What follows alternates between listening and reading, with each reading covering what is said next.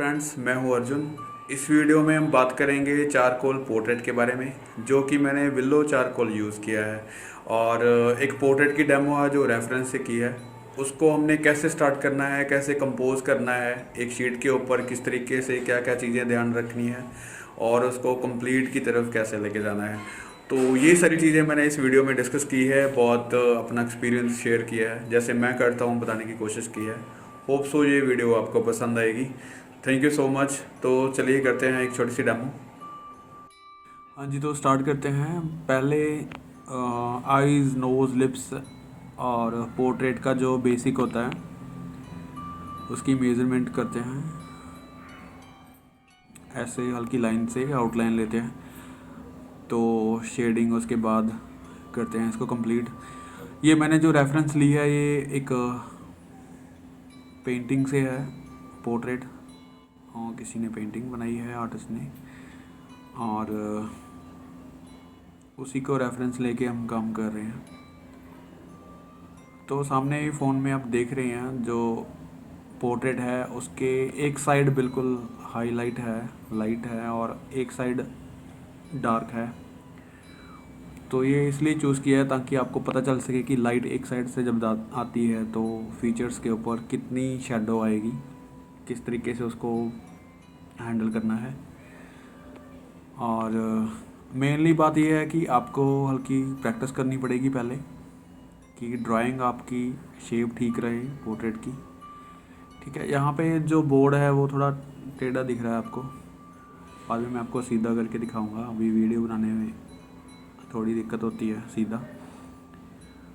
तो आपको इसमें ये दिख रहा होगा कि जो आउटलाइन है उसको मैं बिल्कुल एक मेज़रमेंट की तरह यूज़ कर रहा हूँ। बिल्कुल हल्की लाइन से आपको दिख रहा होगा कि स्ट्रोक्स जो हैं वो एक मेज़रमेंट के हैं। जैसे ये अब यहाँ पे आउटलाइन दी है, यहाँ पे ईयर बनेगा, यहाँ पे इसकी गर्दन बनेगी। ठीक है, तो रेफरेंस का ये मतलब मत समझा करो कि आपने बिल्कुल सेम ही बनाना है, बिल्कुल सारी फीचर्स वैसे ही, उसका करैक्टर निकालना है, ये सारी चीज़ें। उसको जब आप स्टडी कर रहे हैं तो उसकी आउटलाइन और लाइट एंड शेड और प्रॉपर जो फेस है उसके फीचर्स इधर उधर ना हो, मतलब जो इसकी बेसिक ड्राइंग है वो इधर उधर ना हो। करैक्टर चाहे होता है या नहीं होता है, या फिर उसके फीचर्स कैसे हैं, मैच करते हैं नहीं करते, लेकिन जो प्लेसमेंट उनकी प्लेस है जहाँ पे वो चीज़ वो वहीं पे होनी चाहिए, ये ज़रूरी होता है। ठीक है, जब आप स्टार्टिंग में प्रैक्टिस करते हैं तो क्योंकि जो करैक्टर है वो बहुत सारी चीज़ों को मैच करके बनता है, वो मैं आपको बाद में भी बताऊंगा।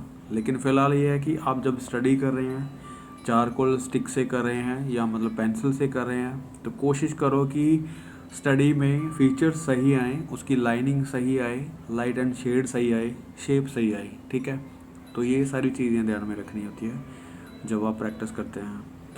तो अभी देखिए, हल्की सी मैं शेड दे के आपको क्लियर करता हूँ कि हमारी जो ड्राइंग है वो कहाँ पे बनी है। धीरे धीरे मॉडिफाई होता रहता है, लाइन इधर की उधर होती रहती है। ठीक है, तो बेसिक जो लाइंस है उसको कवर करने के लिए हल्की सी शैडो दे रहा हूँ। तो जो टोन है यहाँ पे शेड की वो हम फिल कर रहे हैं एक साइड पे। जब हम शेड देते हैं तो एकदम से आपने डार्क नहीं करना, एकदम से आपको हाई डार्क यूज़ नहीं करना शेड। ठीक है, बिल्कुल स्टेप बाय स्टेप आना है डार्क की तरफ।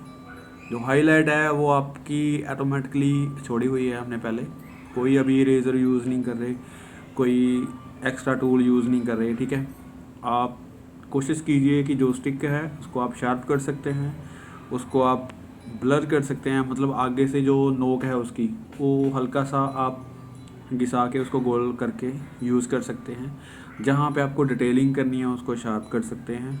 ये बड़ा ही सॉफ्ट मटेरियल है, बड़ा फ्री रहकर आप ड्राइंग कर सकते हैं, बहुत फ्रीली चला सकते हैं इसको। और अभी देखिए, तो स्टेप बाय स्टेप डार्क करना, पहले मैंने लाइट किया है, फिर डार्क, फिर अभी और डार्क कर सकते हैं इसको। ठीक है, तो ऐसे ही स्टेप्स रखने हैं आपने डार्क टोन के। धीरे धीरे जो डिटेलिंग है वो कवर होती जा रही है। ठीक है, तो इस तरीके से आपने इसको हैंडल करना है। जो बिल्कुल हाईलाइट है वहाँ पे हमने वाइट अभी तक छोड़ा हुआ है, लेकिन बिल्कुल वाइट कहीं पे भी नहीं होता, हल्का सा उसमें स्किन टोन्स दी हुई हैं, ऑफ वाइट दिया हुआ है।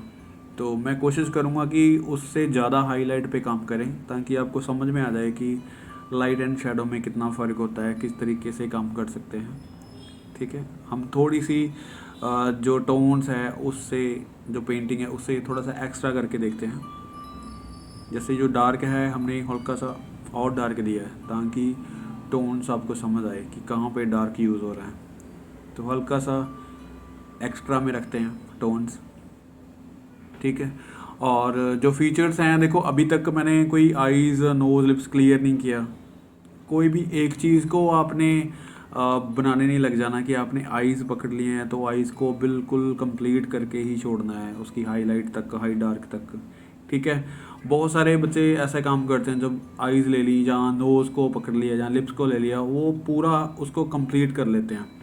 जब ओवरऑल ड्राइंग बनती है तो फिर क्या होता है, वो चीज़ थोड़ी सी अगर इधर उधर हो भी जाती है तो उसको ठीक करना बहुत मुश्किल हो जाता है, उसको दोबारा से हैंडल करना, उसको सही प्लेस में लेके जाना बहुत डिफ़िकल्ट हो जाता है।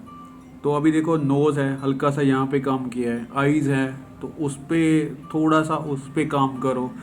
धीरे धीरे आपको पता चलने लग जाता है कि कौन सी चीज़ सही जा रही है, कौन सी थोड़ी सी मिस्टेक में जा रही है, तो उसको हम साथ की साथ हैंडल कर सकते हैं, मूव कर सकते हैं। ठीक है, उसको उसकी प्लेस से हम हिला सकते हैं।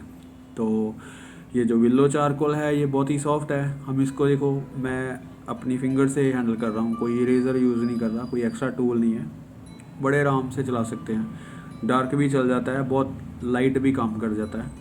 ठीक है, तो आइज़ देखो, अभी आइज़ के स्ट्रोक्स हैं तो आप देख लो कि किस साइड वो देख रहा है, फीचर्स उसके किस साइड हैं।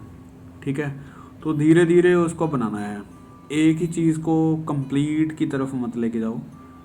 पूरे पोर्ट्रेट को हल्का हल्का, पूरे पोर्ट्रेट पे काम करना होता है, आपको पता चलने लग जाता है कि कहाँ पे काम और ज़्यादा करने वाला है, या फिर हाईलाइट कहाँ पे देने वाली है, और हाई डार्क्स जो टोन्स है वो कहाँ पे आ सकती हैं।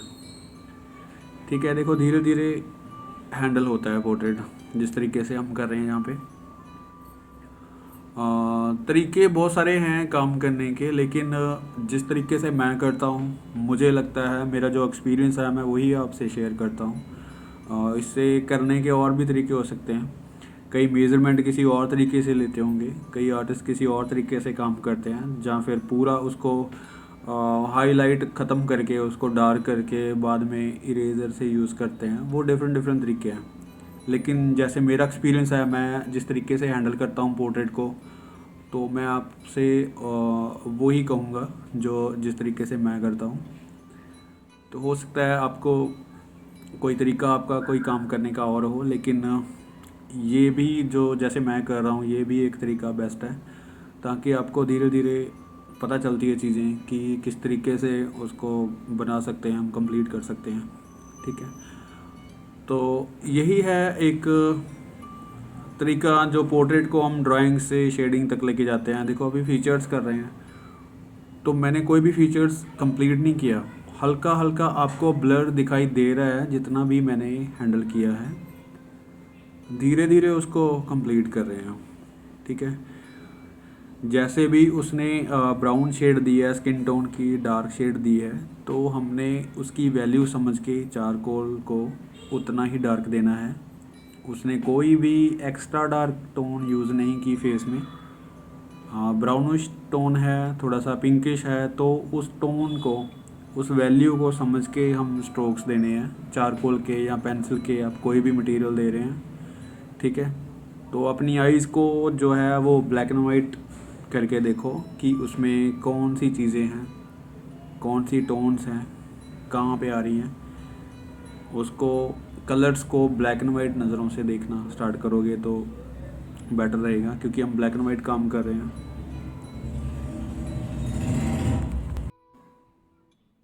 तो अभी नेक्स्ट में ये जो डार्क टोन है